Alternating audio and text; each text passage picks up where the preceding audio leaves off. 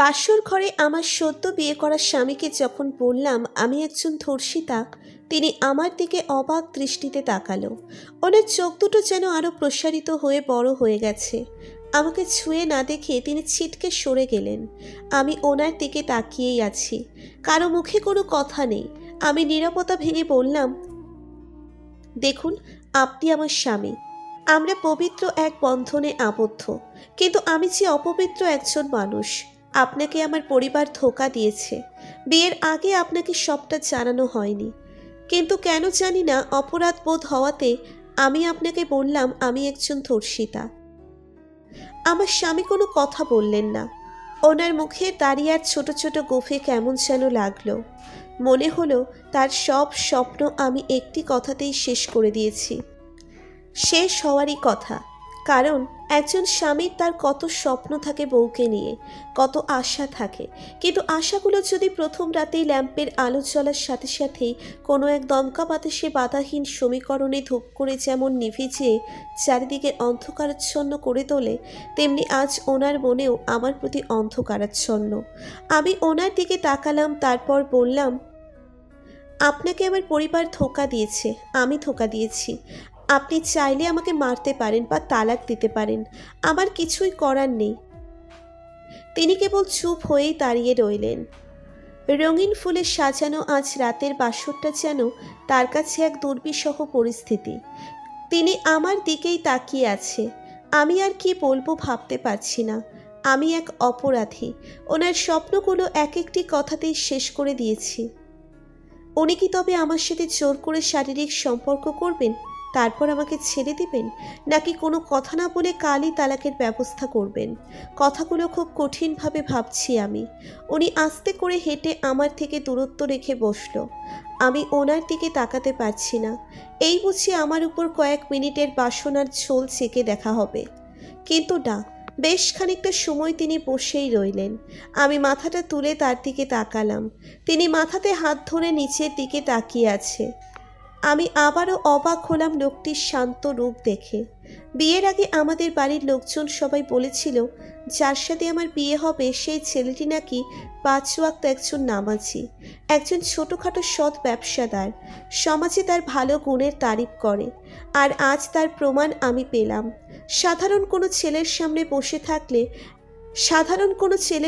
বসে থাকলে এতক্ষণে তার মুখ দিয়ে আমার প্রতি বর্ষিত হতো, তোর মতো কেন আমি বিয়ে করলাম, যা বের হয়ে যা। কিন্তু না, তিনি এখনও চুপ হয়ে আছেন। হয়তো সেটাই ভাবছে আমি যা এতক্ষণ ভাবছি। আমার লোকটির দিক থেকে চোখ সরাতে পারছি না। ডিম লাইটের মৃদু আলোতে লোকটার কালো দাড়ির মুখটা কেমন যেন উজ্জ্বল বর্ণের আকার ধারণ করেছে। আমার শরীর প্রসিদ্ধ বাবলা গাছের কাঁটার ন্যায় ফুটতে লাগলো, এই ভেবেছে তিনি একজন পবিত্র মানুষ, আর আমি কিনা তার অপবিত্র একজন স্ত্রী। ভাবতেই কেমন যেন শূন্যতা আর খারাপের বিষাদে ডুবে গেলাম। আমি কিছু একটা বলবো ভাবছি, তখনই তিনি আমাকে অবাক করে দিয়ে বলল, আসুন, অজু করে দুজনে নফল নামাজ পড়ে আল্লাহ তাআলার কাছে শুকরিয়া আদায় করে ঘুমিয়ে পড়ি। আমি প্রথম তার কণ্ঠ শুনলাম এখানে এসে। কি সুমধুর সেই কণ্ঠ! এই কণ্ঠে কোনো জড়তা নেই, নেই কোনো নোংরামির ব্যাকুলতা। না, তিনি যেমনটা ভাবছিলাম তেমন নয়। ওনার মুখে খারাপ ভাষাতে কোনো কথাই মানায় না। দেখতে মায়াবী, তার কণ্ঠস্বরও মধুর। আর এমন একটা ব্যক্তিকে আমি ধোঁকা দিলাম। ভাবতেই কেমন যেন শিউরে উঠি। তিনি বললেন, মানুষের ভাগ্যটা একটি সুতোর মতো, বড় টানের পরিপ্রেক্ষিতে সেই সুতো ছিঁড়ে যায়, আবার নিজের ভুলে সেই সুতো ছিঁড়ে যায়। তবুও কি সুতোর ব্যবহার করি না? আমাদের জীবনে আমরা অতীতটাকে প্রাধান্য দেই বেশি, একবারও ভাবি না ভাগ্যটাকে আমরা আদৌ মেনে নিতে পারবো। আধুনিকতার অনলে সবাই ব্যস্ত পড়তে, কিন্তু তার বদলে আমাদের সব ভুলে সব কিছুতে আকৃষ্ট হওয়া ঠিক না। আমার ভাগ্যে এটাই ছিল বলে হয়েছে, তার জন্য আমি আল্লাহর কাছে শুকরিয়া আদায় করি, আলহামদুলিল্লাহ। কারণ আমি বিশ্বাস করি প্রতিটা বান্দাকে তিনি পরীক্ষা নেন, তিনি ভালো চান। হয়তো এটাই ছিল। চলুন নামাজ পড়ে আসি। আমি আমার সামনে বসে থাকা ব্যক্তির কথায় আর চোখের পানি ধরে রাখতে পারিনি। টপ টপ করে চোখের পানিগুলো নিচে পড়তে লাগলো। আমি এতটাই ওনার কথাগুলো শুনে অবাক হয়েছি যে আমার সারা শরীরে কম্পন সৃষ্টি হচ্ছে। আমার ঠোঁট কাঁপছে কিছু বলার জন্য। আমি আস্তে মিনমিনে গলাতে বললাম, আপনাকে সবটা বলা দরকার। আজ যদি না বলি নিজেকে আরও পাপী মনে হবে। আমি একজন পাপী, হয়তো ক্ষমা নেই, তবুও বলাটা দরকার। তিনি চুপ হয়ে বসে রইলেন। আমি ওনার দিক থেকে চোখ সরিয়ে সামনের দিকে তাকালাম। তারপর বললাম, আমাকে জোর করে ধর্ষণ করা হয়নি, আমি নিজেই এটা চেয়েছিলাম। হয়তো এসব শোনার পর আর আমার সাথে স্বাভাবিক হবেন না, তবুও আপনাকে বলাটা জরুরি। আমি একজনকে ভালোবাসতাম, অনেকটা বেশি ভালোবাসতাম। ভালোবাসা রক্ষা করতে তার ফাঁকা বাড়িতে নিষিদ্ধ আহ্বানে আমি সামিল হই। সেদিন সারাটা সময় আমি তার রুমে ছিলাম। আমার শরীরের সব অধিকার কেবল আপনার, তবুও তার প্রতিশ্রুতিতে আমি বিশ্বাস করে সবটা উজাড় করে দিয়েছিলাম। আমার শরীরের সর্বাঙ্গে তার ছোঁয়া। সে আমাকে বিয়ে করার কথা বলেছিল। আমি তাকে অন্ধ ভালোবাসাতে মিশে গিয়ে সারা দিই তার সুখের সময়ে। তারপর সে আমাকে ছেড়ে চলে যায়। কয়েক মাস পর বুঝতে পারি আমি অন্তঃসত্ত্বা। পরিবার সমাজের থেকে বাঁচতে বিয়ে দেয় আপনার সাথে সেই সন্তান নষ্ট করে।